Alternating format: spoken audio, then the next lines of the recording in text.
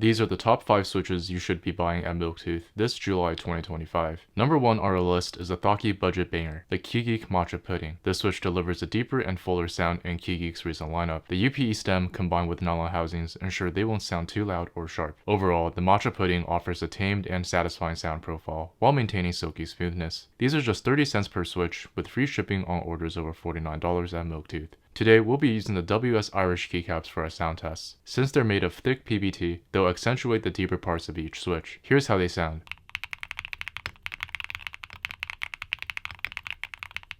The first fully silent Hall effect switches are finally here. These are the Dove switches from Haimu, and they're really quite the game changer. If you're familiar with silent mechanical switches, these use the same cutout mechanism found in switches like the WS silent linears and Haimu heartbeats. Unlike traditional silent switches that use silicone dampeners, these Doves use cutouts that work like force absorbers. They bend upon impact, diffusing the force, which effectively silences the switch, and they feel stiffer than switches with dampeners, eliminating that mushy feeling you get with traditional silent switches. In terms of feel, I think these are quite smooth, and with their 40-gram actuation and 50-gram bottom out, I found the Doves to be perfect weight-wise. You save 15% on these switches and get free shipping on orders over $49 exclusively at Milktooth. Here's the sound test.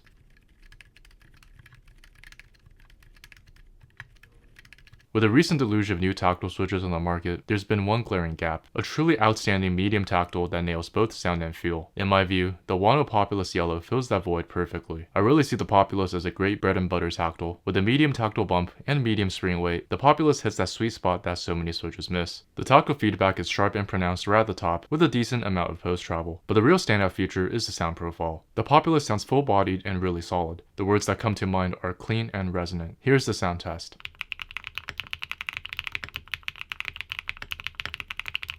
The Yunyings are one of the smoothest HMX switches, not because other HMX switches aren't smooth, but because these use hand-lubed Tribos's 3204 lube. This is pretty rare. Usually switch manufacturers use their own formulations of lube applied by machines, but if you want something really carefully done by hand, then these Yunyings are what you can get. While more expensive than other HMX switches, if you're one of those people who hand-lube switches, these still save you a ton of time and effort. These are super smooth with a bright sound signature, as you'd expect from an HMX switch. Here's the sound test for these.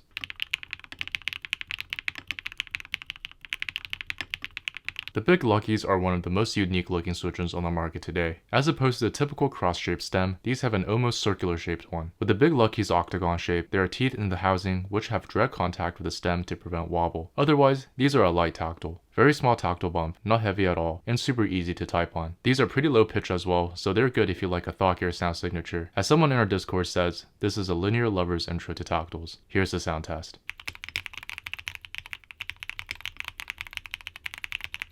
But if you want to deep dive into the Populus yellow switches, which are these outstanding medium tactiles, be sure to watch this video here. For now, thank you so much for watching, and I'll see you guys in the next one.